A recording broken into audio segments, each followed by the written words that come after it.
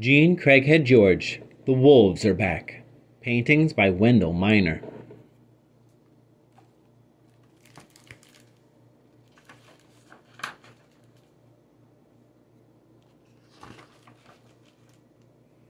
To all the people who made it possible for the wolves to return to Yellowstone.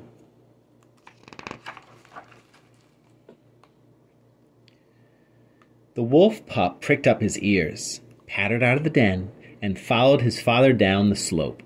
They jogged through the lush grasses to the bank of the Lamar River in Yellowstone National Park. There they came upon the carcass of an elk their pack had felled. The wolves were back.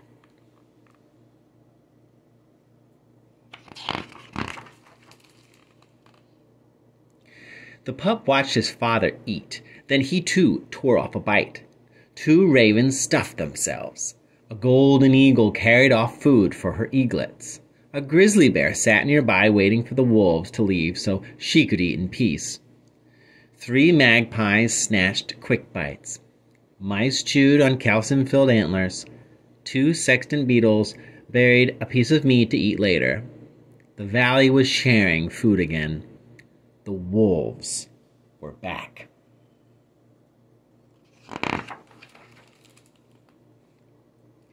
Where had they been? Shot, every one. Many years ago, the directors of the national parks decided that only the gentle animals should grace the beautiful wilderness. Rangers, hunters, and ranchers were told to shoot every wolf they saw. They did. By 1926, there were no more wolves in the 48 states. No voices howled. The thrilling chorus of the wilderness was silenced. The wolves were gone.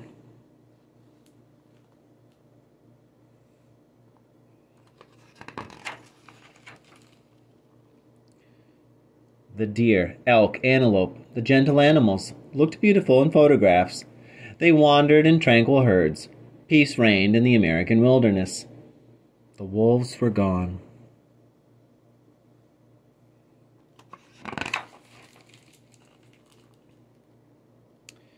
Time passed. Visitors to wild America yearned to hear wolves. When they learned that no wolf had ever attacked a person in North America, they urged that the wolves be returned to their home.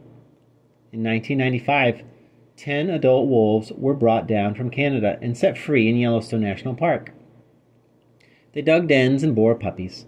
First there were 3 packs, then there were 5. In 6 years, there were 21 packs. They howled and sang to each other. Hikers stopped and marveled at the sound. The wolves were back. Oh!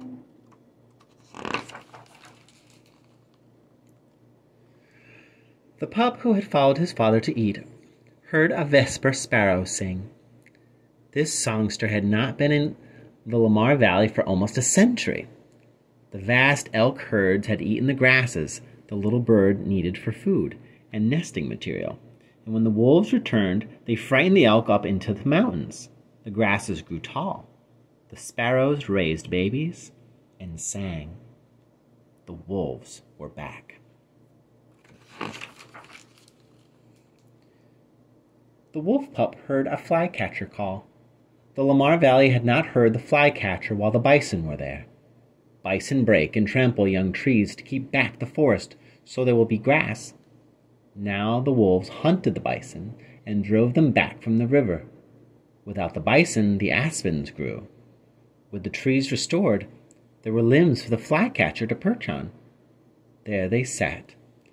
They sat there and sang. The wolves were back.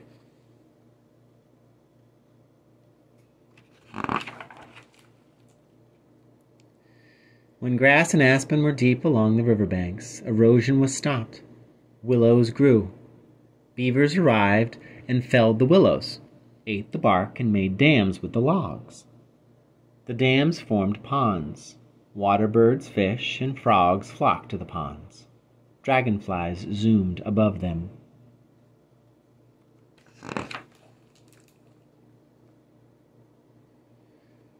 The pup peered ahead. In front of him sat one of the few coyotes the wolves had not killed when they first arrived in the valley. After the wolves thinned out the coyotes, the number of ground squirrels that the coyotes fed upon increased. Ground squirrels were the badgers' main food. Badgers moved back into the valley, now rich with ground squirrels. The badgers ate well and dug tunnels for homes. The wolves were back.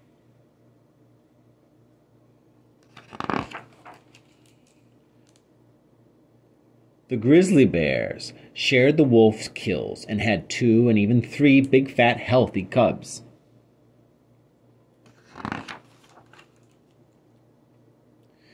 The wolf pup with his father ate until his stomach was round and then followed his father back to their den. They walked through gardens of wildflowers. The wolves had scared the mountain sheep that chewed the flowers to the ground up into the rocky cliffs.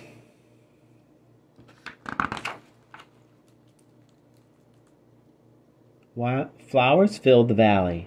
Bees and butterflies that fed on the flowers returned. Warblers sang.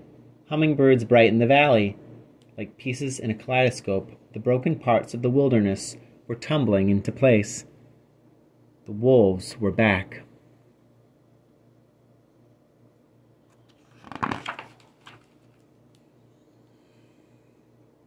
The pups grew up.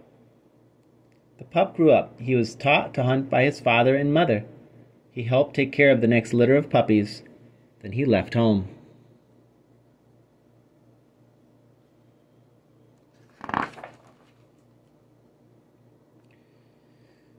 The young male went south where he met a mate from the Yellowstone Delta Pack.